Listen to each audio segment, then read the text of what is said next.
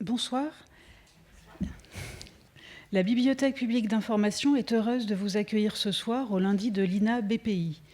Chaque séance est une carte blanche offerte à une ou un invité qui se plonge dans les archives audiovisuelles pour les mettre en perspective. La BPI se réjouit d'accompagner et d'accueillir ce cycle et remercie chaleureusement l'Institut national audiovisuel avec qui elle partage une même conviction, le fonds documentaire dont les archives audiovisuelles constituent un matériau précieux qui aide à penser l'actualité et à constituer la mémoire de l'actualité. Ce soir, l'actualité qui a été mobilisée par les ressources de l'INA, c'est une exposition portée par la BPI, Corto Maltese, une vie romanesque.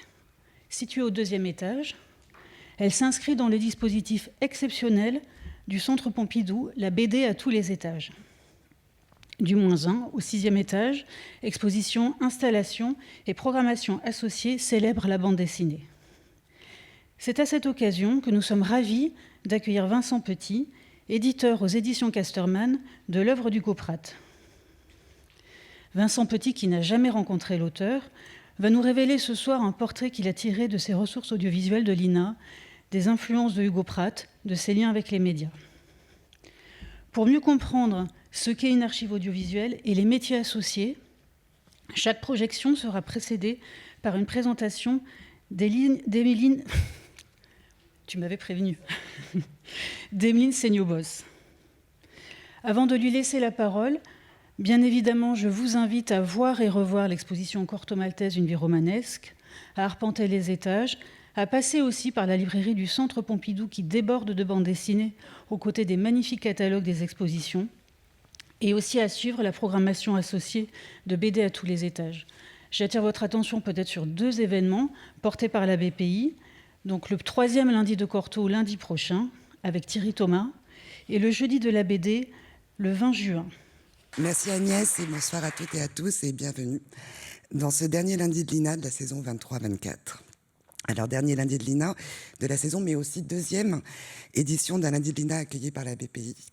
Nous avons effectivement eu la chance, dans le cadre de ce partenariat, de recevoir en mars dernier Reine Pratt, qui nous a livré son regard complice et avisé sur une sélection d'archives issues des fonds de l'INA. Je vous invite par ailleurs à consulter la captation mise en ligne sur notre chaîne YouTube INA Recherche de cette soirée consacrée au théâtre et à la place des femmes. Sujet important qui traverse le débat public actuel, et c'est bien là le cœur des lundis de l'INA, que de proposer une réflexion renouvelée, une réflexion experte, s'appuyant sur la mémoire audiovisuelle que l'INA collecte, documente, mais aussi à la disposition des chercheurs de toutes les disciplines. Et ce soir, c'est un autre territoire que nous allons aborder, celui de la bande dessinée, dans le cadre de l'exposition proposée par la BPI et consacrée à Corto Maltese. Alors, nous vous proposons de suivre les traces de son père, Hugo Pratt, dont on va voir se construire et se métamorphoser la personnalité médiatique en même temps que le personnage médiagénique. Carte blanche a donc été donnée ce soir à Vincent Petit, éditeur d'Hugo et de Corto, chez Casterman, qui va nous livrer son regard, certes d'éditeur, d'expert, de passionné, mais aussi d'historien, sur cet auteur arrimé à son personnage et réciproquement. Alors, comme l'a dit fort justement Agnès, on prendra quelques instants avant la diffusion de chaque séquence d'archives pour vous présenter le contexte médiatique dans lequel les extraits se situent. Quelques remerciements avant de laisser la parole à Vincent. Merci à Marine Poix-Bernier, documentaliste multimédia qui a assuré les recherches aux côtés de Vincent Petit, Catherine Guenard et Élodie Roblin pour la coordination et l'organisation, et Jean-Michel Briard pour le montage et la technique. Merci Emeline, bonsoir à toutes et à tous. Je suis très heureux et très fier, honoré quand même d'être là ce soir. Faut savoir que, comme vous l'avez dit Emeline, je suis avant tout, je pense, un passionné de Pratt et de Corto notamment, même si à force de travailler sur l'œuvre, un côté professionnel devait prendre le pas sur la passion. Moi j'ai découvert Corto un peu par hasard chez mon coiffeur à 12 ans. J'avais dans la salle d'attente un album de Corto, publié déjà chez Casterman à l'époque, qui est un album avec des petites histoires de 20 pages. Et à chaque fois que je retournais chez le coiffeur, tous les 2-3 mois, je pouvais lire l'histoire suivante. Et évidemment, ça a été à ce moment-là, ce qui est assez rare, normalement à 12 ans, Corto, c'est pas tout à fait l'œuvre qui plaît. Je vous en parlerai quand il était dans PIF, les jeunes préféraient Rahan ou Docteur Justice, et Corto, ça leur passait un peu au-dessus. Il se trouve que moi, ça a été un coup de cœur immédiat, et ça m'a amené à la bande dessinée, ça m'a amené à l'histoire, à la manière dont Pratt la raconte. Donc j'ai fait des études d'histoire à la Sorbonne. J'ai fait après des études, le master, à l'époque ça s'appelait pas comme ça. Et puis au bout d'un moment, évidemment, me disant que je voulais pas être chercheur, je voulais pas être professeur. Il allait peut-être falloir que je me tourne vers le privé, donc peut-être faire des stages, parce que la fac est pas mal pratique pour ça. Mais au moment de dire oui, mais des stages dans quel corps de métier, qu'est-ce que je vais faire? Donc j'ai postulé à 2 endroits, à la radio et aux maisons d'édition parisiennes. J'ai été d'abord faire un stage à Radio France Internationale, où j'ai pu travailler à l'INA, faire des recherches sur les bandes d'archives. Donc là, on était en 2000, avant que Casterman m'appelle en me disant si tu veux faire un stage, on a une place qui se libère. Donc j'y suis arrivé début avril 2000, et j'en suis jamais reparti. Donc j'ai commencé déjà à cette époque-là à travailler en tant que stagiaire, puis après en tant qu'assistant d'édition sur le fond de Pratt, qui est conséquent, sur la série Corto Maltese. Assez vite, ma responsable de l'époque, Nadia Gibert, m'a expliqué que c'est bien d'être passionné, mais il faut faire des livres, il faut savoir comment on fait des livres, il faut apprendre tout ça. Il faut, pour Pratt, c'était pas le point, mais apprendre à échanger avec les auteurs. Donc ça a pris une bonne douzaine d'années avant que je devienne vraiment éditeur à part entière. Et effectivement, j'ai le plaisir depuis 2015 de travailler avec des auteurs sur Corto Maltese, depuis la reprise par Juan Diaz Canales et Ruben Pelliero de la série, donc il y a maintenant 9 ans, qui prépare d'ailleurs un nouvel album pour la fin de l'année. Je les ai croisés à Lyon BD pas plus tard qu'hier, où on faisait une visite d'une exposition Corto Maltese dédiée à leur travail. Donc comme quoi, je ne quitte jamais très longtemps Corto et Hugo Pratt. Par contre, en tant qu'éditeur, je travaille évidemment sur d'autres auteurs, d'autres fonds, d'autres auteurs, heureusement, qui sont vivants, avec lesquels je peux discuter. Pratt, ça a été un peu une frustration, surtout avant de travailler chez Casterman, de ne pas l'avoir rencontré, parce que j'allais en dédicace, etc., mais c'était vraiment à partir du début des années 90. C'est le moment où il a été plus rare, pour des raisons aussi de santé, et puis il est décédé en 95.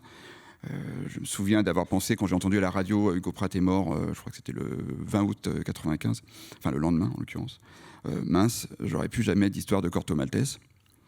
Bon, j'ai la chance d'avoir pu travailler pour qu'il y en ait des nouvelles, donc il y en aura d'autres évidemment. Et depuis que je suis chez Casterman, presque 25 ans, j'ai entendu des gens qui avaient travaillé avec lui, qui l'avaient croisé, que ce soit à la revue à suivre, que ce soit dans la maison d'édition. J'ai rencontré évidemment Didier Plateau, son éditeur historique chez Casterman dans les années 70. Je travaille avec son ayant droit, Patricia Zanotti, depuis pas mal de temps. Et je me suis toujours dit, au final, peut-être que c'est mieux de ne pas l'avoir rencontré, parce qu'en tant qu'éditeur, on aurait une relation un peu particulière. C'est toujours difficile, un auteur, surtout quand c'est un auteur star. Donc bon, c'est un peu pondéré mes regrets. Jusqu'à ce qu'on me propose au début de l'exposition, quand on a commencé à travailler sur l'exposition, magnifique exposition à la BPI, de faire ce lundi de l'INA dédié à Pratt et à Corto. Alors, je me suis tout de suite dit, attention, auquel je travaille, je suis éditeur actuellement en charge de l'œuvre de Pratt, mais je ne l'ai jamais rencontré, donc je ne vois pas trop qu'est-ce que je vais pouvoir vous en dire. Et puis après, je me suis dit, bon, c'est peut-être un point de départ, et une occasion de créer une rencontre. C'est-à-dire, j'aurais peut-être pas les réponses à mes questions, mais en tout cas, j'aurais des nouvelles pistes, de nouvelles idées. Donc c'est un peu ce cheminement que je vais essayer de partager avec vous ce soir, et puis accompagné évidemment par Emeline, parce qu'ayant passé très brièvement quelques temps dans les archives de l'INA, ayant un passé aussi un petit peu d'historien, en tout cas d'étudiant en histoire, je suis attaché évidemment à la source, à la manière de présenter les sources. Et le fonds de l'INA est un trésor incroyable. Je ne peux que vous inviter à aller voir, en s'inscrivant, aller fouiller les archives, ou aller sur le site Madeleine, qui ont un fonds de récits, de séries télévisées des années 60-70 complètement fou. Ça vaut largement un abonnement à Disney Plus ou à Amazon Prime ou je ne sais quoi. Donc n'hésitez pas, il y a des choses, des vraies pépites à découvrir. On va commencer. Emeline, je vous laisse attaquer sur cette présentation. Il y a également l'INATech, où vous pouvez consulter les archives de l'INA. Quelques mots de contextualisation de cette première séquence intitulée Du dessinateur à l'auteur, qui va réunir 3 extraits issus des fonds télévisuels de l'INA. Alors nous commencerons par une émission emblématique des programmes de l'ORTF, diffusée en 1972 aux alentours de 20h15, Tac au Tac. Alors, connue, sorte de joute dessinée, improvisée ou encadrée par des contraintes, opposant des auteurs de BD dans différents défis graphiques. Alors, je dis emblématique parce que cette émission produite par Jean Frappat et diffusée de 1969 à 1975 est issue des réflexions, des expériences menées par le service de la recherche de l'ORTF, qui était en pointe dans la réflexion sur la programmation, dans la réflexion sur les innovations à apporter sur ce qui est donné à voir à la télévision, alors média dominant. Alors il s'agit, dans ce dispositif qui a fait l'objet de nombreuses recherches et même d'un colloque à la Sorbonne Nouvelle en 2022, de montrer la bande dessinée et ses spécificités graphiques et textuelles comme création, spectacle, performance, jeu, et son auteur, souvent alors invisible dans l'espace médiatique, de devenir acteur. La geste d'Hugo Pratt et de Corto Maltese s'inscrit, commence ainsi et se poursuit dans le deuxième extrait, issu lui aussi, d'un dispositif qui est différent, mais tout aussi emblématique. Il s'agira d'Aujourd'hui Madame. Alors nous sommes en 1980 et ce magazine de société a déjà 10 ans. Il a débuté sur la 2e chaîne de l'ORTF en 1970 donc, avant d'être diffusé sur Antenne 2 après l'éclatement de l'ORTF en 1974. Il s'agit d'un magazine composite, alternant plateau et reportage. Il comprend également des débats en plateau en présence de téléspectatrices essentiellement, venues s'entretenir avec les invités. En cela, il installe une forme d'interactivité relativement inédite. Il est programmé 5 fois par semaine et l'innovation aussi, c'est que c'est sur une tranche horaire qui était alors inexistante, c'est-à-dire la tranche horaire de début d'après-midi. Alors le titre nous amène à penser que le public ciblé est celui dit alors, je mets beaucoup de guillemets, des femmes au foyer. Son audience sera plus large. Sa longévité, son originalité en font une des collections emblématiques de la télévision française des années 70 et du début des années 80. Les thématiques qui sont abordées sont évidemment très larges, de sujets les plus légers aux plus complexes, en passant par les arts, la culture, la littérature, le cinéma ou le théâtre. Hugo Pratt y apparaît ainsi dans une interview lors de l'émission consacrée à la BD et au 7e salon d'Angoulême. Enfin, dernier extrait qui va vous être diffusé, dans La rage de lire. Nous entrons petit à petit dans l'âge d'or des magazines littéraires. Alors, c'est une émission qui est diffusée de manière hebdomadaire en 2e partie de soirée sur TF1 de janvier 80 à décembre 81. C'est une émission animée par Georges Tuffer qui réunit plusieurs invités. Et ici, ce sont des auteurs de BD. En cette soirée du 28 janvier 1981, Claire Bretécher croise Franquin et Hugo Pratt. Le dessinateur se fait auteur, assurant la promotion de son nouvel album qui réunit 4 aventures de Corto Maltese sous le titre évocateur des Éthiopiques.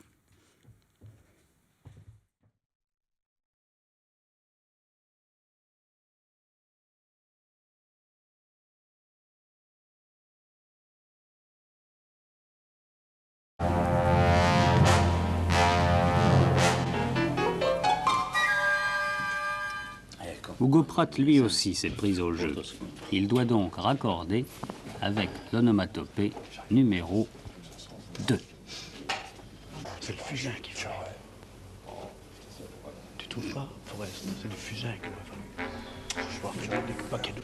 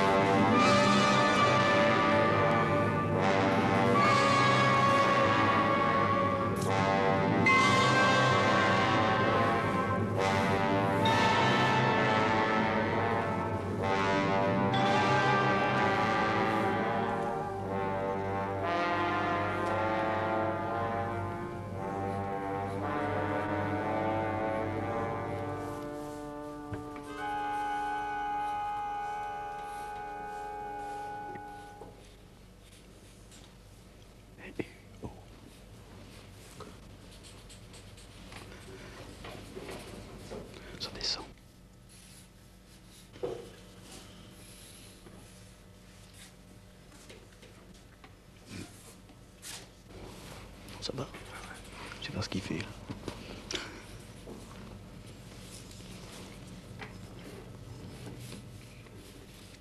C'est Corto Maltese. C'est Corto Maltese.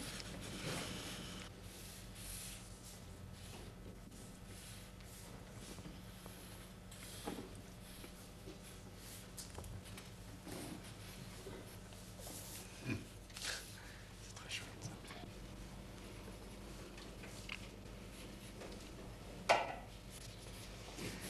Les deux personnages, là, ensemble, ils devraient les faire. Ils devraient les faire ensemble.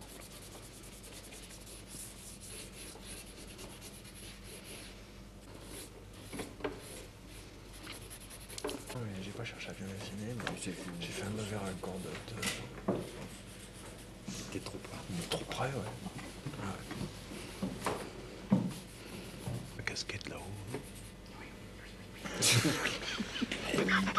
J'en peux plus vite, la casquette. Bon, on a compris, bien sûr, que l'Indien qui a tenté de tuer Blueberry se fait bel et bien assommer, son agresseur n'étant autre que Corto Maltese, le héros d'Hugo Pratt. Corto Maltese. On le distingue mal, parlons-en. Uniforme et grade de commandant, mais libre. La liberté pour Corto, c'est de ne pas avoir de bateau. Corto a perdu le sien. Depuis, il erre sur les côtes, mélancolique et froid. De mortels dangers le frôlent, son flegme et sa bonne étoile l'en préservent. Tout cela pour dire qu'ici, le héros d'Hugo Pratt ne se ressemble guère. Pratt ne l'a fait intervenir que pour parodier le cliché du méchant apache qui tire sans prévenir sur les gentilshommes blancs. Mais le méchant apache est toujours puni, comme dans les westerns américains d'hier.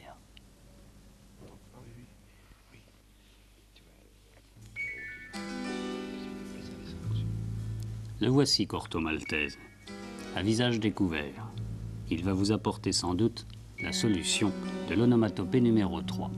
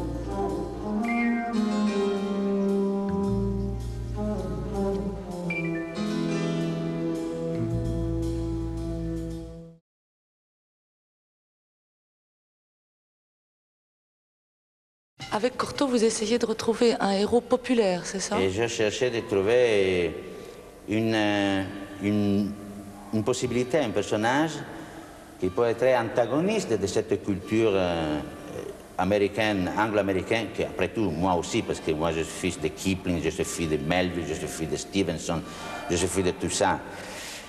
Mais alors je voudrais faire un héros un peu plus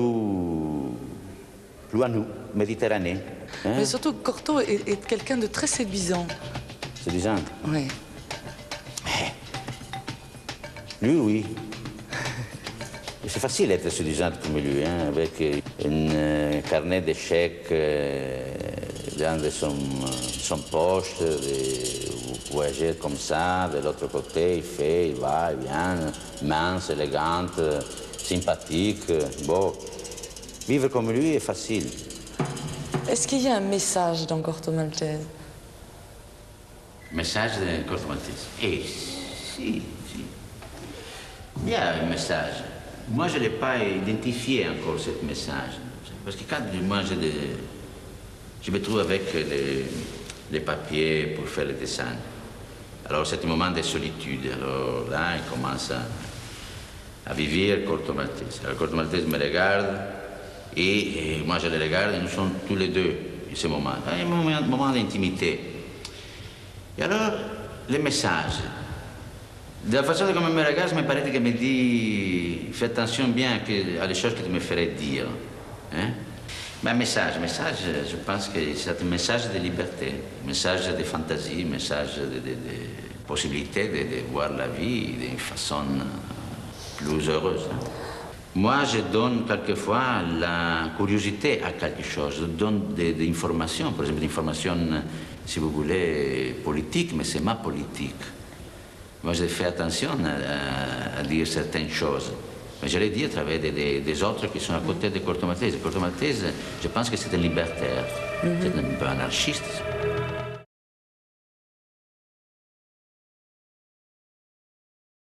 Moi, je dirais que de Hugo Pratt, il n'y a presque rien. Et moi, j'ai une mémoire d'éléphant. Je me souviens de toutes les lectures que moi j'ai faites quand je suis adolescente et avant aussi. Et alors, c'est un peu de tout. Tout le monde, il me dit que moi, je suis fils de Conrad, que je suis fils de Stevenson, que je suis fils de n'importe quoi, mais de Melville. Ça, c'est pas mal. Non, mais Melville, Conrad, si, c'est quand même... c'était aristocratique pour choix. Mais moi, je suis fils de feuilletons américains, par exemple.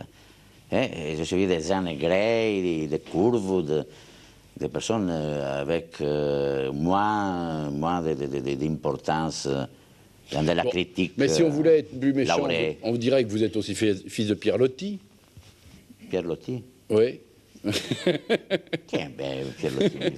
Oh, c'est un écrivain un peu oublié, mais qui faisait beaucoup dans l'exotisme. Et beaucoup les rivages de la mer Morte, etc. Ah, si? Oui. Même alors, il a aussi Henri de Montfred. Oui, absolument. Moi, je suis tout contraire. Hein. J'ai une mentalité différente, autre position. Mais moi, j'ai vécu en Afrique pour 6 années. En Éthiopie. En Éthiopie, et en Ogaden, qui est à la page aujourd'hui, tout le monde parle de l'Ogaden, il parle de ça. C'est pareil que les Russes, quand il a fait cette invasion, il a démarré, c'est très difficile. Moi, je me souviens que moi, je l'ai fait tout seul quand moi j'avais 14 années. C'était très facile. C'est pareil qu'aujourd'hui, c'est très difficile de le faire, mais... Il paraît que c'est dangereux maintenant. Peut-être, il devait être dangereux à quel temps aussi. Hein. Mais alors, pourquoi vous avez... Votre personnage, il ne va pas uniquement dans l'Ogaden. On le retrouve quasiment en Namibie. Ça s'appelle pas comme ça encore dans votre livre. Mais enfin, c'est dans ces coins-là. Il va dans toute l'Afrique. Il va en Amérique du Sud. Ils sont allés aussi comment ça s'appelle, à Braidoun, hein, à Zuidcote, en Bretagne. Ils bougent. Mais vous bougez aussi? Eh si. Je suis tout le temps obligé d'aller chercher des éditeurs. Et alors, c'est les éditeurs que vous allez chercher? Quand moi j'ai commencé à faire les boulots, j'ai commencé à chercher des éditeurs, alors d'un côté à l'autre. Et en plus, les éditeurs, si vous ne vous faites pas voir après 2 années, c'est oublié de vous. Ils vous ont oublié. Oui. Alors moi je suis obligé, j'ai traversé l'Atlantique beaucoup de fois pour aller d'un côté à l'autre. Alors vous allez voir l'éditeur, en même temps vous regardez le paysage et ça vous fournit des décors pour votre personnage. Bah, il vient tout seul, ça. Hein. Ça vient tout Après, seul. Je pense que si, beaucoup de cinéma, beaucoup d'autres bandes dessinées. Je vais vous poser des questions idiotes, excusez-moi, mais je suis le lecteur moyen. Quel rôle joue le cinéma dans votre manière de dessiner? La mienne? Oui. Souvent, vous vous centrez de plus Disons en plus. que la mienne, je crois que... D'abord, oui, moi je suis vénitien. Hein. Ouais. Alors, Venise, c'est une ville qui donne la possibilité de se promener tout le temps. Il n'y a pas de voiture. C'est une ville très petite, et alors vous vous retrouvez avec les mêmes gars, les mêmes types, 4 ou 5 fois par jour. Tout le temps, vous veut dire, alors comment ça va? Ça va bien, ça va comme ça. Et vous avez tout le temps la possibilité de parler, de changer des idées. Alors c'est une ville d'art et d'artisanat. Hein, si moi j'avais vécu à Rome, peut-être qu'aujourd'hui, j'aurais beaucoup plus dédié au cinéma. Mais c'est ma grand-mère qui me portait toujours au cinéma. De l'âge que moi j'avais 5 années, je suis allé voir le cinéma. Le premier film, je crois que je me souviens tout le temps, c'est un film Cléopâtre avec Claudette Colbert. Et après, un film de Tarzan. Et moi, j'ai cherché tout de suite de mélanger les deux choses. J'ai fait une bande dessinée sur sur les cahiers de l'école. Ah, vous avez commencé tout de suite à dessiner Si, à c'était 15 ans. quelque chose, la nécessité en plus d'échanger les histoires que moi... Vous pensez que Venise est une ville dans laquelle on parle tellement parce que les rues sont toutes petites et qu'on se promène derrière les rues, si je puis dire, ou derrière les canaux, et qu'on rencontre tout le temps les gens, et vous avez fait... ça a joué un rôle dans vos c'est livres. une façon de vous communiquer avec les autres. Et alors, c'est vrai que Venise, il a donné pas mal de dessinateurs. Il y a toute une grande école de dessinateurs, de bandes dessinées. Mais votre personnage, il communique pas beaucoup. Il communique avec son ami Bush, mais avec les autres, il est plutôt silencieux, il se tait, il est secret. Vous savez, moi, je dis beaucoup de bêtises, c'est meilleur qu'il ne le dit pas. Ah, lui, il dit pas de bêtises. C'est meilleur qu'il se taise quelquefois. C'est pourquoi il est laconique. Hein? Il est Je laconique. sais pas, quelquefois il parle. Vous savez, je ne me souviens pas s'il est très laconique, mais il y a, beaucoup d'autres personnages Vous l'avez qui fait il y a parlent. quand même pas longtemps, tout ça, non? Vous vous rendez compte? Moi, j'ai une théorie sur la bande dessinée. S'il y a beaucoup de tests, ça a la possibilité aussi qu'il devient ennuyant. Je préfère les graphismes, la dynamique du dessin. Donc, j'espère que vous avez apprécié cette première immersion. Évidemment, commencer... Alors, il se trouve que la première archive est à Kotak, mais il fallait bien commencer par montrer Pratt au crayon, au marqueur en l'occurrence.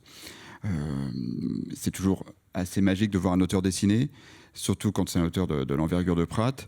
Et surtout quand c'est dans une émission aussi pointue que Tac au Tac, les contraintes sont assez difficiles à suivre pour les auteurs. C'est pas juste on leur demande de leur faire un petit dessin devant la caméra. Il y a un vrai challenge. Et là en plus il est entouré quand même de pointures. Le plus âgé avec son cigare c'est JG, Joseph Gillin, qui était un grand auteur de bande dessinée franco-belge, notamment de western, qui a été le maître du deuxième, Jean Giraud, celui qui avait les cheveux plus longs, connu aussi sous le nom de Möbius, qui est un des grands auteurs de bande dessinée connus partout dans le monde.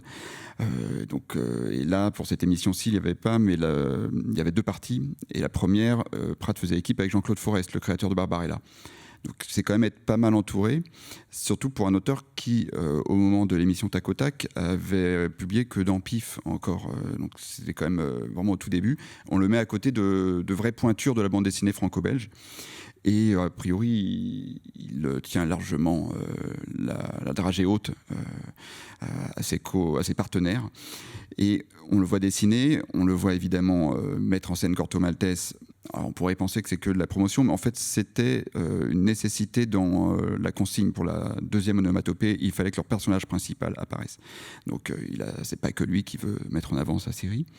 Et par contre, à part les micros de ses acolytes qui sont ouverts, on n'entend pas parler. Il est là pour dessiner, mais les auteurs ne parlent pas, ne sont pas interviewés.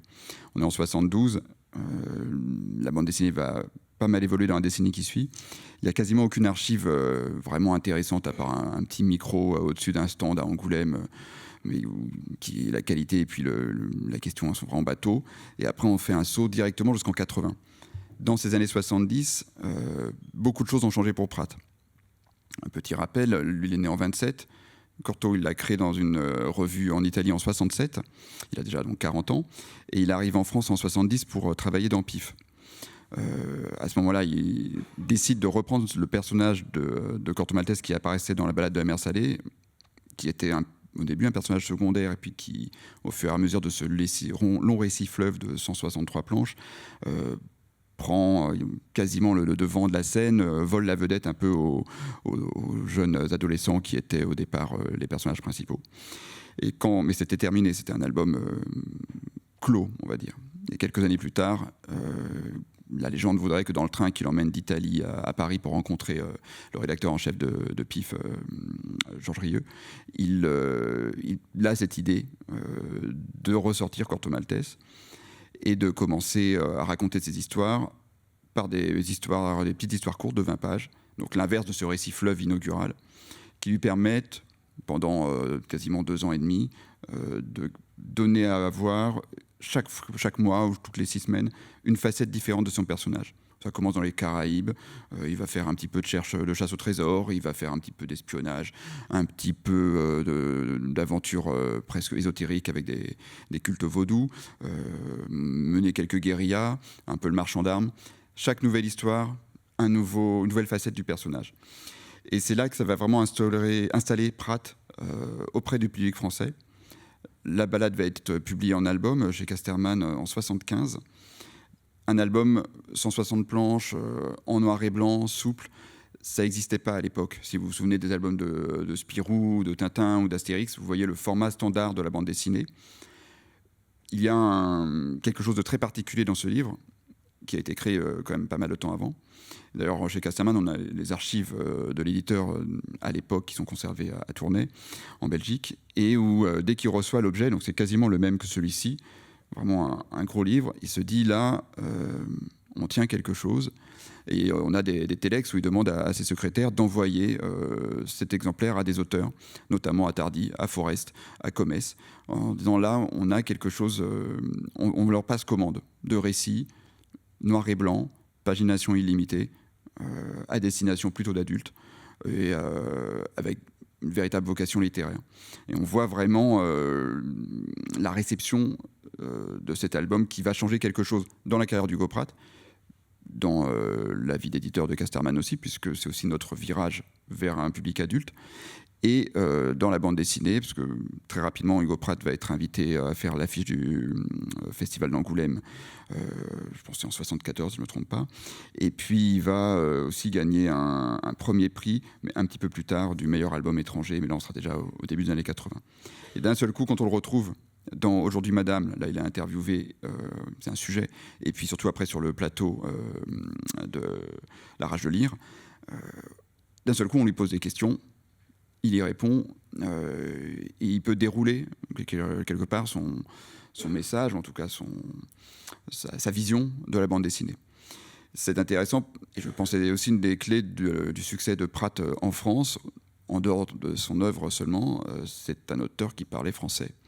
Et encore aujourd'hui, pour la presse, c'est très appréciable d'avoir des auteurs qui parlent français, parce que c'est très compliqué de faire des interviews où c'est plus cher, ça demande plus de temps, ça demande plus de compétences dans une langue étrangère. Donc d'avoir un auteur qui peut parler bien de son œuvre en français, ça simplifie un petit peu la tâche. J'en peux avoir pu le vérifier hier avec les auteurs qui font la reprise de Cortot, qui sont espagnols, mais qui parlent tous les deux français. Ça ouvre des portes, le lien se fait plus rapidement avec la presse, sachant que pour ces auteurs-là, mais pour Pratt à l'époque aussi. Pratt a déjà eu une carrière, il a travaillé en Argentine, en Angleterre, en Italie. C'est vraiment avec la France que cette école, le marché bande dessinée était déjà à l'époque, et il est encore plus que jamais aujourd'hui. La bande dessinée, c'est une spécificité franco-belge. Ça n'existe quasiment pas ailleurs. Donc pour un auteur étranger, publier sur le marché français, c'est s'assurer une audience beaucoup plus importante que dans son pays d'origine. Même s'il est une star, ou il va devenir une star en Italie, les marchés ne sont pas semblables. Il y a le manga au Japon, le super-héros aux États-Unis et la bande dessinée en France et en Belgique. On peut trouver des publications, évidemment, dans certains des pays. Les droits se vendent, les albums sont traduits, mais à une échelle vraiment minime.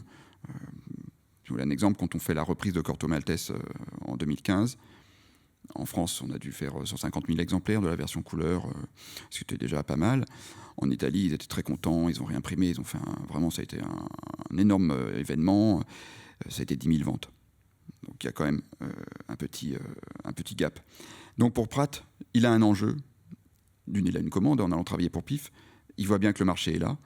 Et il aime aussi la France. Il a de la famille française dans ses ancêtres. C'est pour ça qu'il parle si bien le français. Il va venir vivre en France aussi pour pouvoir être près de ses éditeurs. Ce qu'on voit dans l'extrait où il dit « Oui, je voyage beaucoup. Je dois aller chercher mes éditeurs parce que... » Il n'a pas tout à fait tort, même encore aujourd'hui. Un album, 2 albums, 3 albums, s'il ne se passe pas grand-chose, effectivement, l'auteur se rend bien compte que de jeunes premiers avec un succès à devenir, il peut vite arriver par quelqu'un qui, malheureusement, c'est plus compliqué, ça prend plus de temps, ça marche moins bien. Donc tout de suite, on voit le professionnel. Et effectivement, il dit qu'il a traversé plusieurs fois l'Atlantique. Il est parti en 1947, il avait 20 ans, travailler en Argentine. parce qu'il a eu une proposition d'un éditeur de revue de bande dessinée argentine pour venir travailler là-bas avec d'autres auteurs. Il a fini par être professeur dans des écoles d'art, etc. Puis il a traversé dans l'autre sens pour aller à Londres, où il travaillait pour une autre agence, parce qu'en Argentine, il y a une grosse crise de la presse due au coût du papier, de l'impression, etc. à la fin des années 50. Là, il arrive à Londres, il travaille pour d'autres agences d'illustration.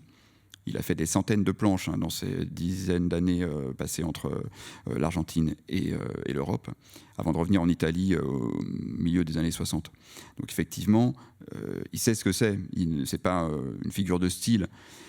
Et il a cette caractéristique qu'on reverra un petit peu plus tard dans d'autres extraits. Il a une vision de son travail comme étant un artisan, comme étant une création artistique, une création littéraire. Mais c'est un travail qui doit le faire vivre. Donc, à aucun moment, il prend des pincettes pour mettre des mots très, très sérieux sur ses besoins d'argent, sur ses attentes du travail de l'éditeur. On a retrouvé une petite archive amusante à Tournai, un courrier de août 73, où il écrit à Monsieur Pierre Servet aux éditions Casterman, rue des Sœurs Noires à Tournai.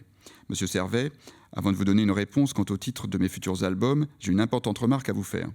Comme vous le savez, les aventures de Corto Maltese que vous allez éditer ont déjà été publiées dans PIF. Elles sont donc déjà connues des amateurs. D'autre part, les éditions d'Argo font un très grand effort en ce moment et lancent un grand nombre d'albums de qualité à des prix similaires aux vôtres, mais en couleur. C'est donc pour moi un handicap très sérieux que de voir paraître mes albums en noir et blanc. Les couleurs des prochaines aventures de Corto Maltese sont déjà faites pour 4 épisodes. Les 2 derniers seront prêts fin octobre. Rien ne s'oppose donc à leur publication en couleur, beaucoup plus intéressante pour les éditions Casterman et pour moi. J'ai fait moi-même une enquête auprès de nombreux libraires qui m'ont confirmé que les albums de Corto Maltese se vendraient beaucoup plus en couleur. Il s'avère donc préjudiciable pour vous et pour moi d'en rester au noir et blanc. Je vous souhaite donc que vous preniez tout ceci en considération afin d'assurer le meilleur avenir possible à notre collaboration. Meilleures salutations, Hugo Pratt. Généralement, c'est plutôt l'éditeur qui va proposer à ses auteurs de passer en couleur pour essayer d'ouvrir au grand public. Il était très pragmatique. Et on a vu que ça n'empêchait en rien la qualité de son travail. Et c'est un des rares auteurs dont nous publions toujours l'œuvre en noir et blanc et en couleur simultanément depuis cette époque-là. On a ensuite, si je reviens légèrement sur Aujourd'hui Madame, on sent dans cette interview 2-3 petits moments qui m'ont frappé, notamment quand on lui pose la question est-ce qu'il y a un message dans Corto Maltese ?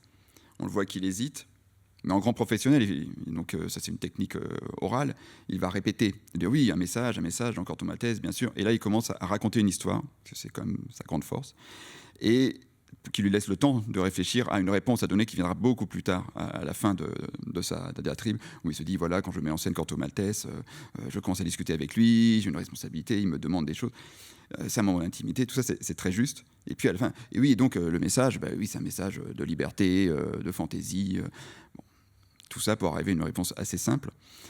Mais on voit qu'il est déjà très à l'aise avec les médias, même si là, la question, il ne s'y entendait pas forcément. Et plus on va avancer dans les autres extraits de vidéos, plus on va se rendre compte qu'il est vraiment très très à l'aise, ce qui va lui ouvrir les portes de plateaux beaucoup plus longs. Il va aussi gagner en notoriété encore. Et tout ça amène une sorte de bête médiatique, avec tous les guillemets possibles, que les rédactions vont un peu solliciter et s'arracher. On voit un petit peu dans La rage de lire ce côté, quand on lui pose des questions un petit peu bateau, il fait un effort pour trouver des réponses un peu amusantes, ou il déroule son message. On voit bien dans les 2 extraits, il a 2 versions de moi je suis le fils de Conrad de Stevenson, où on dit de moi que je suis le fils de Conrad de Stevenson, mais pas uniquement. Il rebondit, il a les éléments de langage, comme diraient les politiques aujourd'hui, et toujours, il trouve le moyen de fasciner. Les questions, effectivement, on sent que le journaliste a lu un peu rapidement l'album, mais Pratt, lui, aime bien ramener l'attention sur lui, donc il parle un petit peu de Corto, puis il parle de cette région, l'Ogaden, c'est une zone à la frontière entre l'Éthiopie et la Somalie, qu'il a traversé quand il était adolescent, parce qu'il vivait là-bas pendant l'occupation italienne. et qui, un an avant, je pense 78-79, il y a eu une guerre entre la Somalie et l'Érythrée. Les Somaliens ont envahi cette zone de l'Ogaden, soutenus par les Russes, et les Éthiopiens ont dû se défendre. Donc, il rebondit un petit peu là-dessus, il dit oui, peut-être que c'est dangereux aujourd'hui, mais moi je l'ai fait, et c'était pas si compliqué que ça. Il est déjà en train de créer ce personnage qui n'est pas inspiré de rien, parce qu'effectivement il a eu une vie assez incroyable, mais il écrit sa propre légende, parce qu'il sait que c'est comme ça qu'il va fasciner les médias et certainement son public. Donc on va assister au fur et à mesure des extraits à cette création médiatique qui vraiment permet encore aujourd'hui d'avoir un auteur qui fascine, je dirais, et qui n'est pas oublié. Et bien avant la reprise, qui n'a pas tout fait évidemment, il a une stature que peuvent se targuer d'avoir aujourd'hui. Donc on va enchaîner peut-être avec le deuxième passage, Emeline.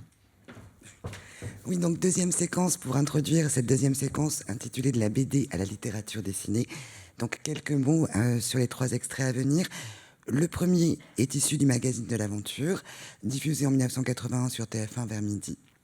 Exploration, aventure sont les maîtres mots de cette émission, composée en général d'un long reportage et parfois d'un débat en plateau. Alors ici, le genre est hybride et c'est un reportage fictionné qui met en scène Hugo Pratt à Djibouti. Il y croque des scènes de vie servant de décor aux aventures de Corto Maltese et devient par là incarnation au même titre que son héros de l'aventure et du voyage. Le deuxième extrait a été diffusé sur la 5 en 1986, en deuxième partie de soirée.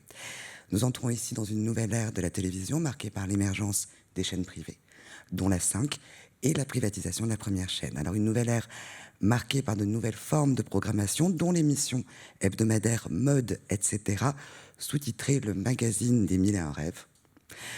Succession de reportages, alors consacrés à la mode, à l'actualité des tendances, événementielles et culturelles, le tout lié par une voix off. Et c'est à l'occasion d'une forme de consécration pour l'auteur comme pour son art, avec l'exposition qui lui est dédiée au Grand Palais, qu'est interviewé Hugo Pratt en italien, dans sa ville natale, Venise. Enfin, nous reviendrons sur le service public, avec Antenne 2, en 1990, et l'émission produite et présentée par Frédéric Mitterrand, Du côté de chez Fred. Diffusée 4 fois par semaine, elle est programmée autour de minuit, entre octobre 88 et janvier 91. Alors elle est dévolue à une personnalité marquante, remarquable, dit Frédéric Mitterrand lors de la première, en tout cas une personnalité de l'actualité culturelle ou sociétale. L'exercice est celui de l'interview, intimiste et complice, dans laquelle Hugo Pratt continue de construire son mythe en même temps que celui de son personnage.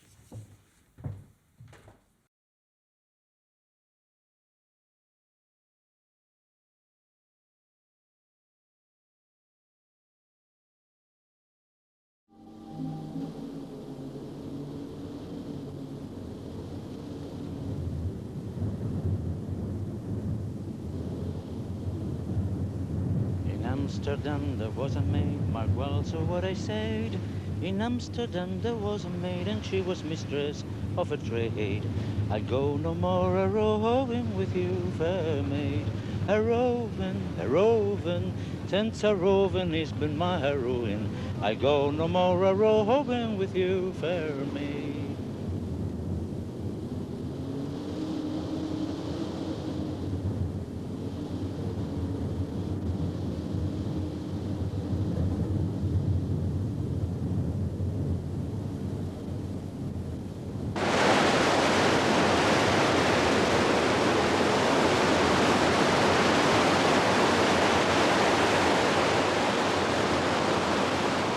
L'enfance, comme nous savons, c'est quelque chose de magique.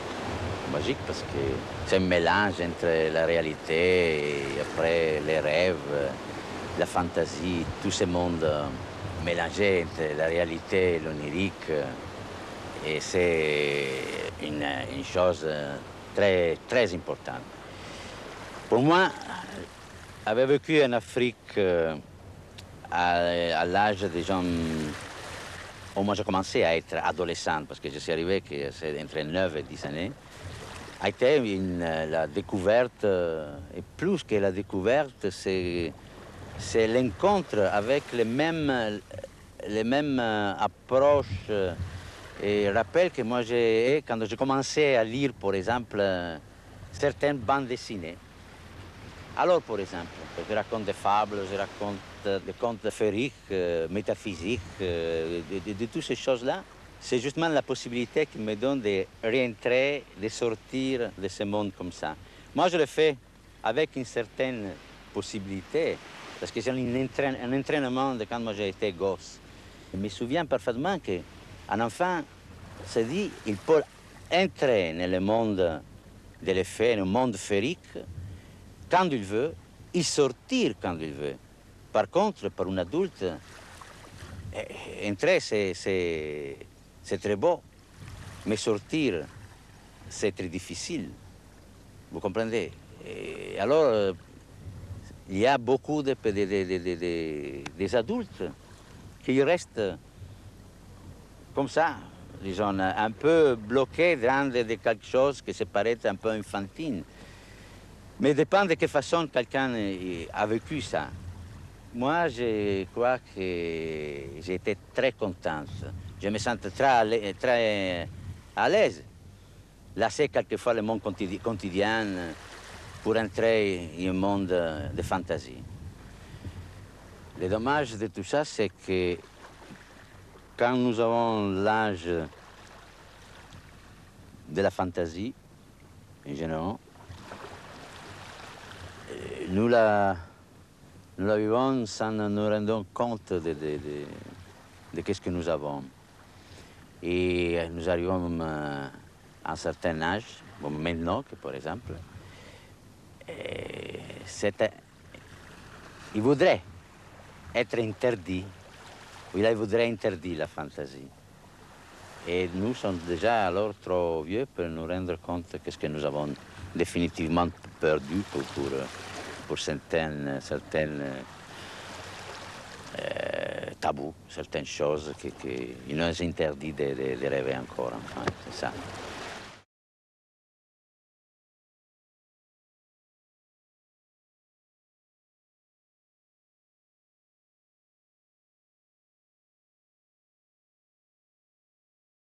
En même temps, vous n'aimez pas la guerre. Mais qui est qui va aimer la guerre? Moi, je ne peux pas aimer la guerre. La guerre, vous savez, hein, il y a des gens qui disent que la guerre même est nécessaire, que ça, c'est la folie, penser des choses pareilles. Pourquoi moi je devais aimer la guerre? Non. Je peux aimer certaines choses comme ça, folkloriques de la guerre. Mais les uniformes, les insignes que vous avez dit comme ça, mais pas la guerre. Alors, il y a cette phrase très belle qui revient souvent et qui est une phrase que vous prêtez aussi à Raspoutine, qui est l'idée qu'il combat pour lui-même. Dans le grand désordre du monde où tous les gens combattent pour une cause, il y a un personnage qui combat que pour lui-même. Et Corto Maltese est pareil, non? Mais ça, moi, je peux le comprendre, quelqu'un qui combat pour lui-même. Ça, quand on se trouve dans quelques situations qui sont plus grandes que nous. Et moi, je me suis trouvé à 13 ans à faire les militaires. Parce qu'en Éthiopie, il avait nécessité de ça. C'est que j'ai commencé très vite à me trouver mêlé dans une situation plus grande que moi. Non? Le vrai criminel de tout ça, c'est la guerre même. Hein? Ce n'est pas que ce soit l'anglais ou l'allemand. C'est la guerre elle-même que c'est criminel. Alors moi, je me suis trouvé dans une situation à me devoir défendre. Et j'étais un peu toujours même un renégade parce que je ne fais pas la différenciation des nationalismes. J'ai dit avant, j'étais toujours sous le drapeau de l'amitié.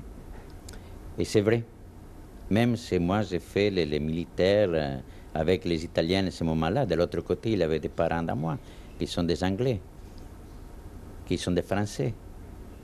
Et c'était une famille qui était toujours séparée pour frontières, pour situation, pour l'histoire.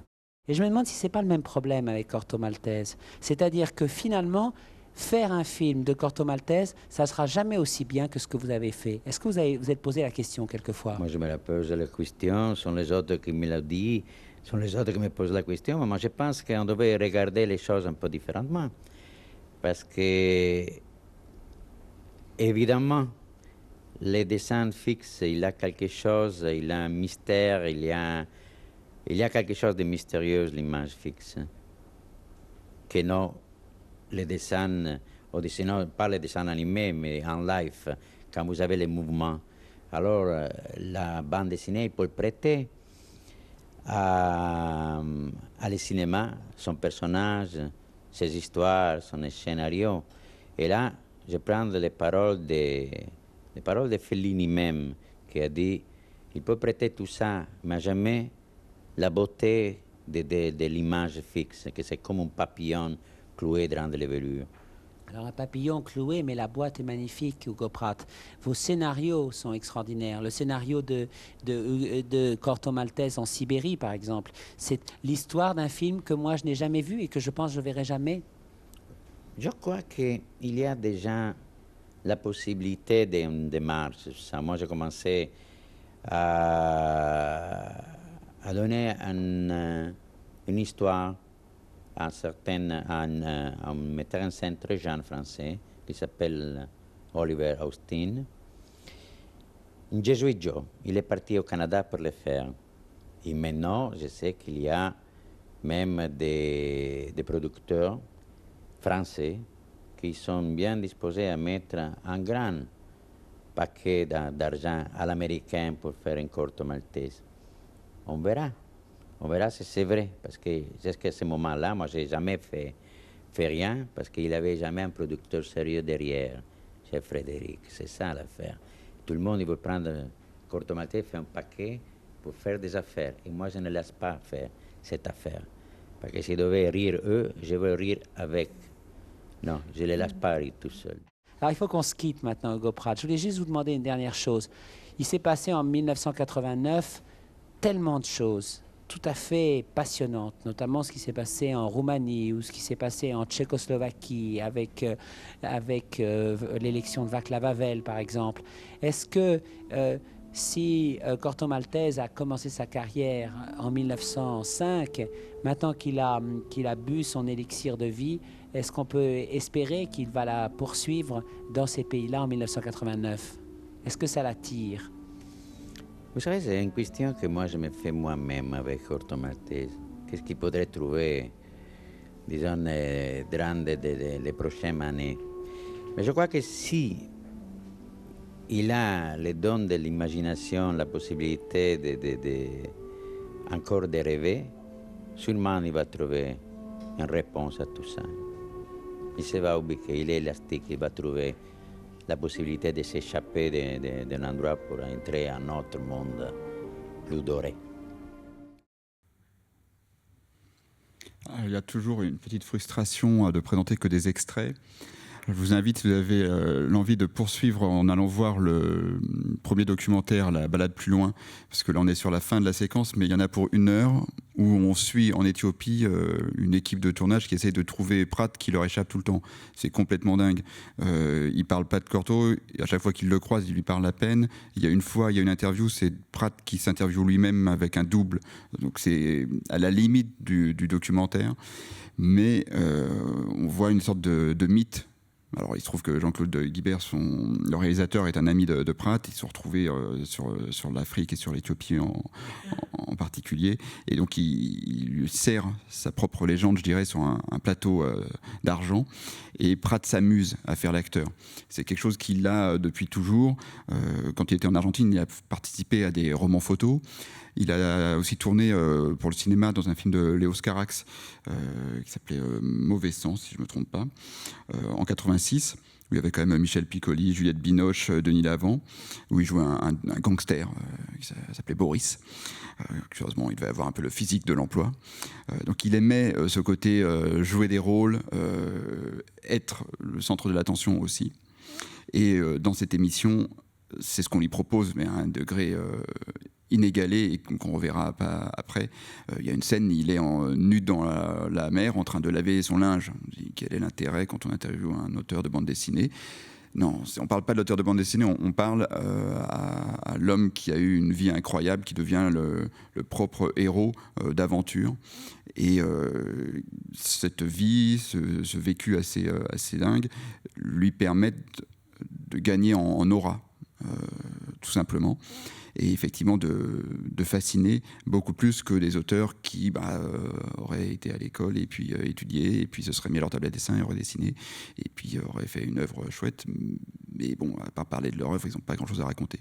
Pratt avait beaucoup de choses à raconter à côté, qu'il a glissé dans son œuvre comme inspiration, évidemment, mais qui lui ont servi vraiment quasiment à créer sa propre légende.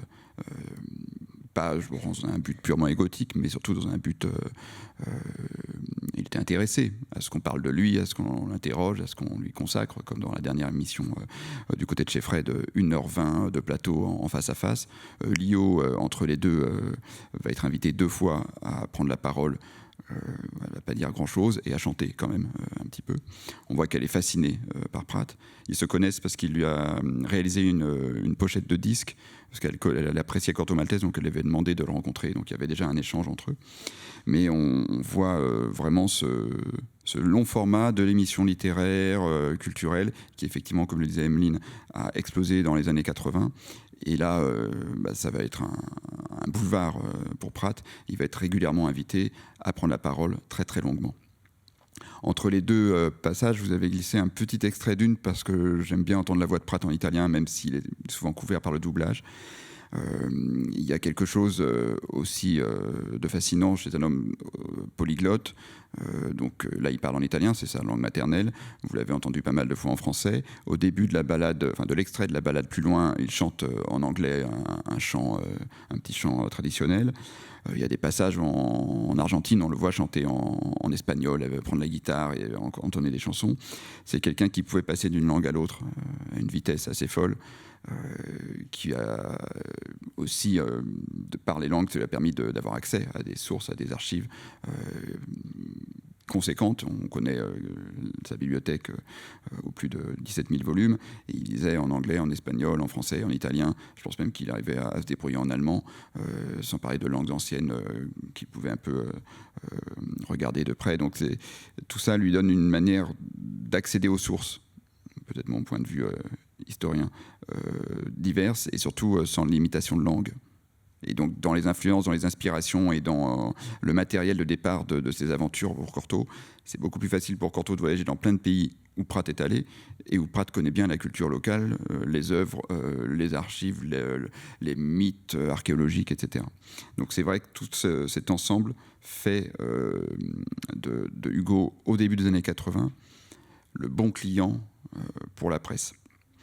Et il y a aussi, il continue, je dirais, sa progression de reconnaissance. Quelques grands intellectuels qui commencent à parler de leur amour ou appréciation de l'œuvre de Pratt.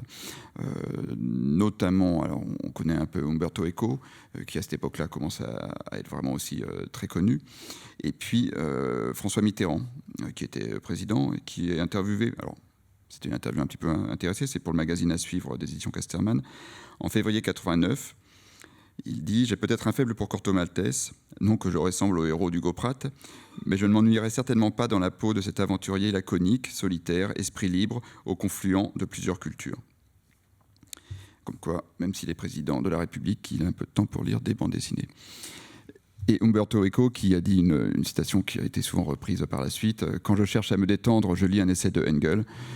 Quand je veux quelque chose de sérieux, je lis Corto Maltese. » Personnellement, j'ai toujours préféré Corto à Engels, mais après, chacun ses coups. Donc c'est vrai qu'on voit Frédéric Mitterrand qui va lui poser des questions, l'éternelle question de « oui, alors est-ce qu'il y aura un film adapté de vos œuvres, etc. » Là, on retrouve le Pratt pragmatique, avec cette sortie magnifique. Je ne veux pas les laisser rire tout seuls, les producteurs, je veux rire avec eux. N'est-ce pas, mon cher Frédéric, qui était lui-même producteur et animateur de ces émissions. Donc effectivement, était-ce un appel du pied à peine déguisé? Nous ne le saurons pas. Jusqu'à maintenant, il n'y a toujours pas eu de film live de Corto Maltese, mais qui sait, peut-être un jour. On voit aussi avec la notoriété, le succès, les invitations plus récurrentes dans la presse et dans les médias, il commence aussi à avoir un petit peu de critique. On est déjà 10-15 ans après les premiers Cortot en France. En tout cas, le vent de liberté des années 70 commence à être un peu contrebalancé avec des questionnements et effectivement ce qui pourrait se ressembler à une passion de Hugo Pratt pour le monde militaire commence à être un petit peu vu de par certains comme un peu sentant le soufre. Et il doit s'en expliquer de manière très juste en expliquant que c'est plus le folklore, le décor de quelque chose dans lequel il a baigné étant adolescent. Hein. Il arrive en Éthiopie en 1937, donc il a 10 ans, jusqu'en 1943. Donc toute son adolescence, il va la passer là-bas. Une adolescence dans un milieu colonial où il va participer à la police militaire. Il va être un des premiers, il disait qu'il était le plus jeune soldat d'Italie à l'époque. Mais il a aussi très rapidement développé des liens avec les locaux. Ce qui lui a permis d'ailleurs d'échapper à peut-être une fin un peu compliquée au moment où les Anglais reprennent l'Éthiopie aux Italiens. Mais il n'est pas inquiété parce qu'il connaît par un des serviteurs de ses parents avec qui il était devenu ami, qu'il avait emmené voir toute la jeunesse éthiopienne et qui lui connaissait les groupes de résistance qui soutenaient Haïlé Sélassié, qui étaient proches des Anglais, ce qui fait qu'il n'a pas été embêté, il était très jeune. Son père est décédé dans un camp en Afrique du Nord à ce moment-là, à la fin de la guerre. Mais lui a pu rentrer en Italie. Et donc on sent tout de suite, quand il parle du drapeau de l'amitié, il parle de Cortot, mais il parle de lui-même aussi. Il ne voit pas de frontières, comme son personnage. Il ne voit pas de limite à son prochain, entre guillemets. Et c'est pour ça qu'il est curieux de toutes les cultures. Il n'a pas de frontière évidemment raciale, impériale, religieuse ou culturelle. Et donc son personnage, je ne suis peut-être pas complètement objectif en le disant, mais un personnage dont on a toujours besoin aujourd'hui, peut-être plus que jamais, surtout après les élections d'hier soir, de se dire que quelqu'un qui est plutôt ouvert sur le monde et sur les autres, ses aventures doivent toujours être un peu sur le dessus de la pile de nos lectures. En tout cas, espérons-le. On va peut-être maintenant pouvoir enchaîner avec un troisième passage, parce que je vois que le temps file. Oui, donc les 3 extraits de cette dernière séquence ont été diffusés dans des dispositifs différents, bien sûr, au début des années 90. Les 2 premiers appartiennent au genre magazine littéraire dont Vincent parlait. Donc d'abord, Ex Libris, présenté par Patrick Poivre d'Arvor, diffusé entre 88 et 98 sur TF1 en deuxième partie de soirée. Pour l'extrait qui nous occupe, c'était le jeudi soir de manière hebdomadaire, puis ça deviendra mensuel. Vous y verrez un reportage, des extraits d'un reportage dédié à Hugo Pratt dans l'émission consacrée au Festival du livre et d'aventure et d'évasion de Saint-Malo, qui deviendra, je parle sous votre contrôle, le Festival Étonnant Voyageur. Et on remarquera le glissement opéré avec l'interview issue d'Aujourd'hui Madame lors de la première séquence qui avait été tournée en marge du Festival d'Angoulême. Hugo, comme Cortot, incarne un art en même temps qu'une porte plus largement littéraire, au-delà de la seule citation ou de la seule référence, une porte vers l'ailleurs et l'aventure.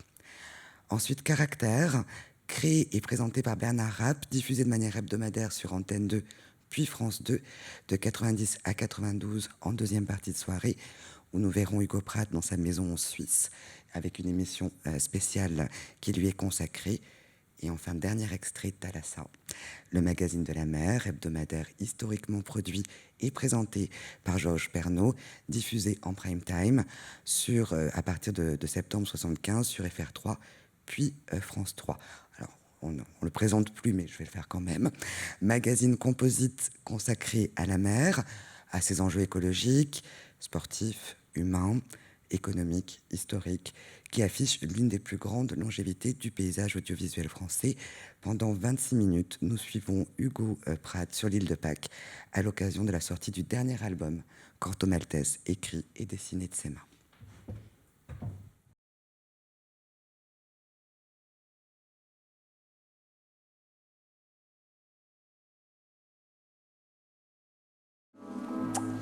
Être vénitienne, ça veut dire un privilège encore aujourd'hui presque. Être un enfant vénitien, ça veut dire avoir vécu une jeunesse, une enfance dorée. C'était formidable d'être un enfant à Venise.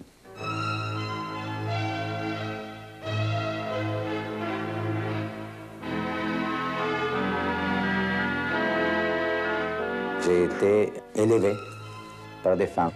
Ma mère, ma grand-mère, cartomancienne. J'étais l'unique fils, l'unique neveu, l'unique petit-fils, et était toujours la présence des femmes dans la maison, parce que les hommes ils sont dehors, les hommes sont militaires. L'aventure. Alors ça devient de mon père. Mon père était militaire, était obligé d'aller à un certain moment en Afrique, parce que l'Italie, à ce moment-là, dans les années 30, il avait un empire fantoche, qui était l'Éthiopie. Et mes amis étaient des Éthiopiens. Alors, à différence des adultes, nous avons trouvé l'amitié, le plaisir de la complicité. L'enfance a été vénitienne et l'adolescence a été africaine. Alors on commence à penser que déjà la jeunesse a été américaine, sud-américaine. Et je suis parti parce que j'avais un contrat de travail, un bon contrat, pour faire des dessins. C'est l'Amérique. Moi, j'ai rêvé avec le Saturday Evening Post, un grand magazine américain, plein de publicités. On voit les phrases, les Cadillac, les Lincoln, de belles illustrations de jolies filles à la Country Garden Club. Alors, c'est l'Amérique, c'est l'Amérique. L'Amérique, c'est quelque chose comme on pourrait dire, je sais pas, on peut dire, vous ne voulez pas être trivial, mais c'est comme un grand putain plein de sacrements formidables qu'il n'attendait de l'autre côté de l'océan.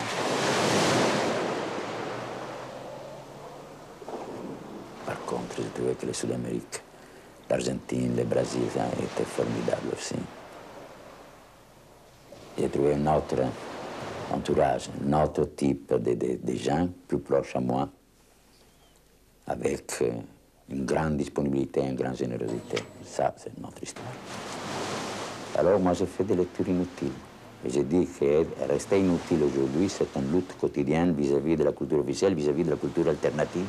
Et la choix a été l'aventure, le voyage, aller à la recherche de quelque chose. Aller à la recherche de demain, parce que l'aventure, c'est demain.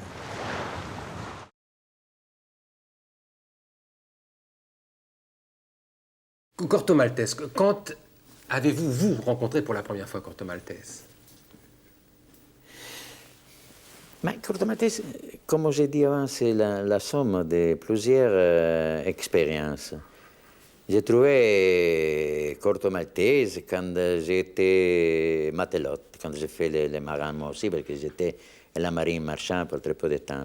Quand j'ai travaillé à les portes, quand j'ai cruisé des gens formidables durant ma vie, ma adolescence et même en enfance en Venise, en Afrique, je connais des gens formidables, des personnes, des personnages, des personnalités.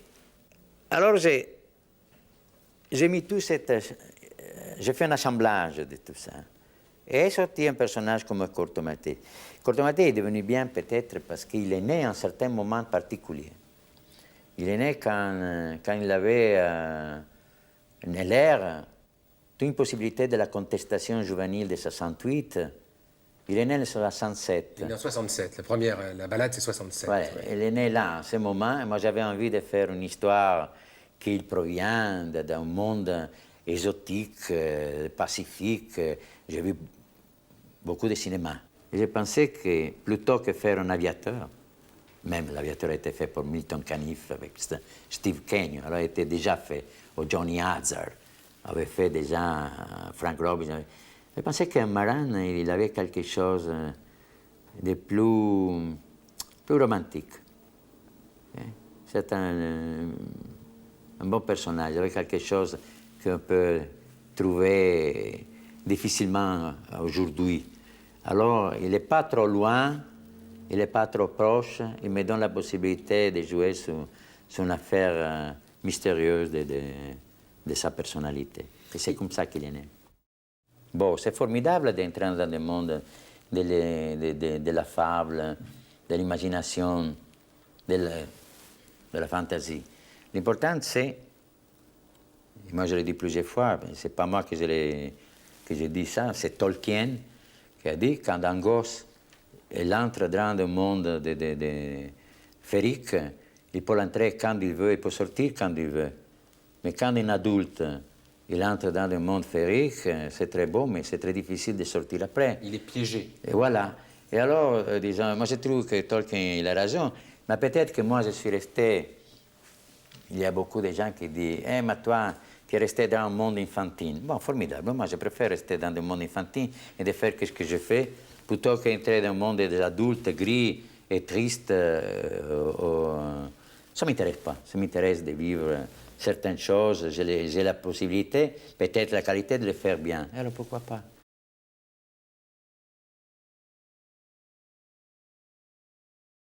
On va toujours à la recherche de quelque chose de nouveau. Une nouvelle histoire, une nouvelle... Mais moi, j'ai le grand avantage d'avoir l'imagination. C'est un cadeau que Mère Nature m'a donné. Et alors, c'est toujours facile de me promener dans de l'imagination. Et quelquefois, je retrouve dans la mémoire quelque chose que j'ai déjà fait. Mais je retourne en arrière. Et je retrouve des choses formidables. J'ai des souvenirs formidables. J'ai des souvenirs très beaux. Et je tombe comme si c'était un songe. Je retombe là-dedans.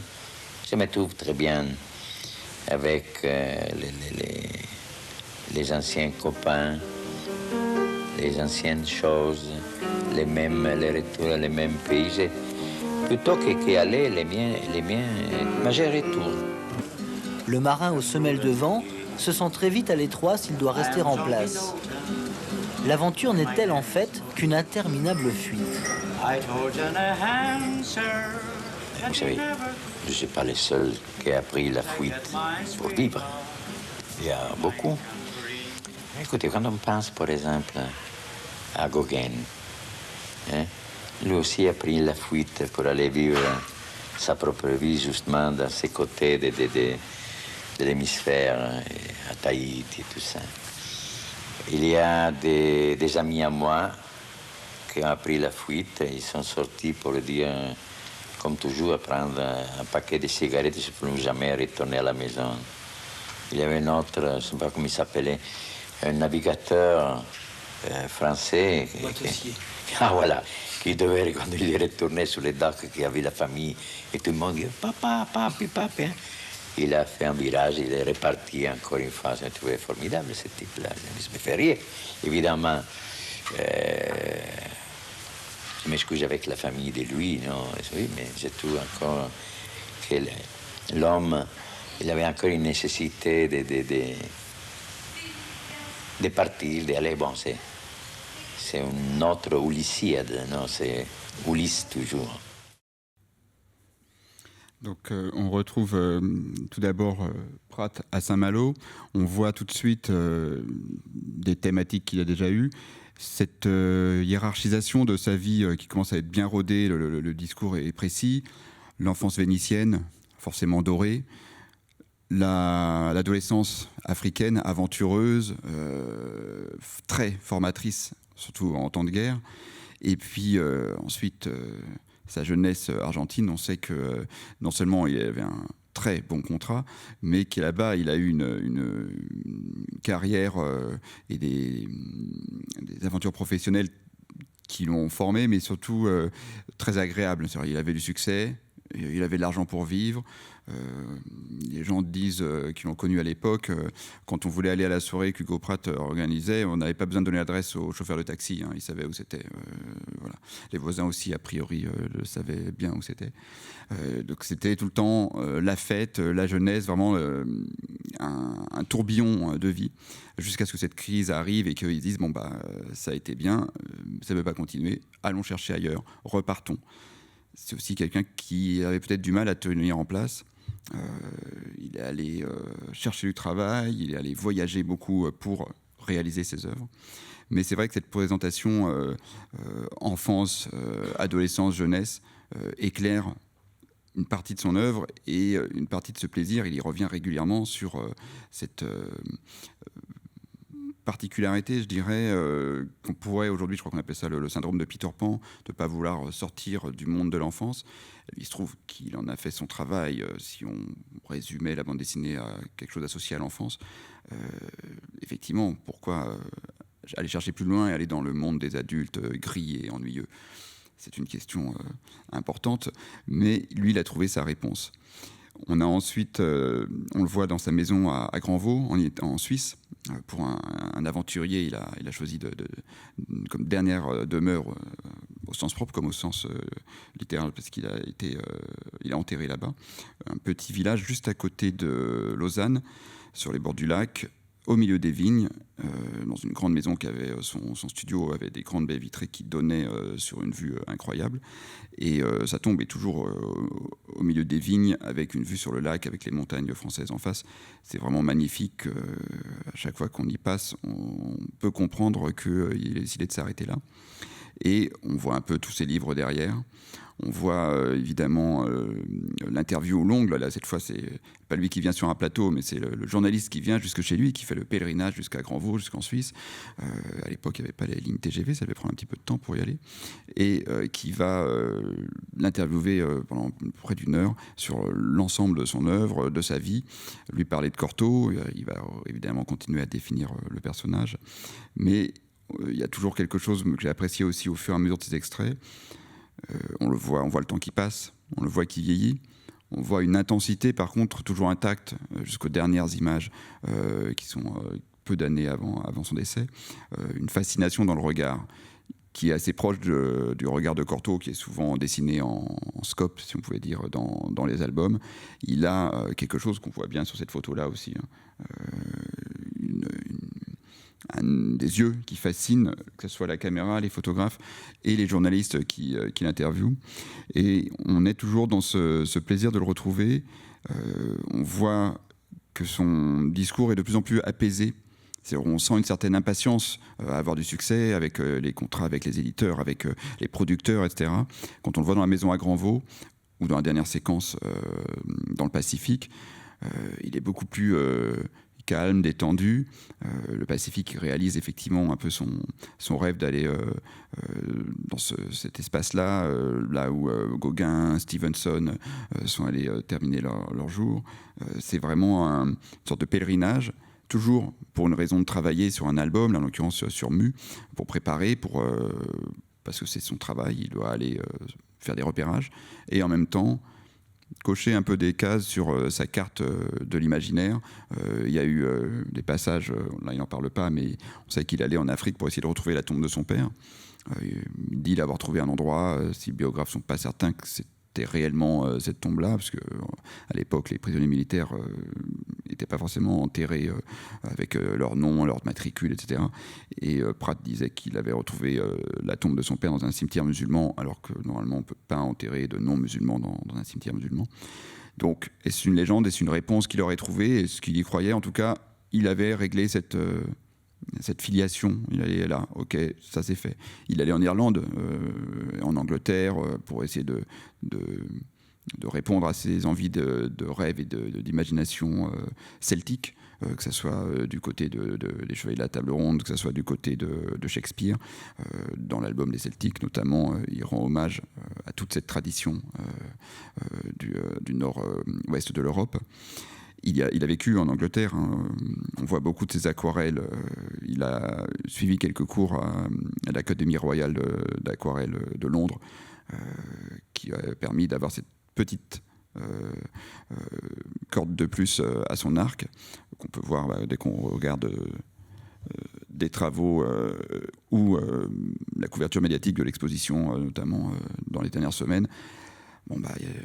Mettre une aquarelle de Pratt en une de son journal, ça fait toujours un certain effet, ça attire le regard. C'est quasiment jamais dépassé. On le voit tout le temps dessiné. Là, on le voit peindre cette petite aquarelle sur le motif à l'île de Pâques, avec cet alignement de statues gigantesques. On voit vraiment différentes facettes du personnage. Encore une fois, ça va être très frustrant de voir que des extraits, donc je ne peux que vous inviter à aller voir la suite de chacune des émissions. Il y en a pour des heures, mais je pense que ça vaut le détour. Il y a, enfin, je pense que je vais un peu terminer là-dessus, on voit sa progression, il est invité dans toutes les grandes émissions littéraires. Alors évidemment, je me suis posé la question avec le décès il n'y a pas longtemps de Bernard Pivot, et il n'est pas apostrophe.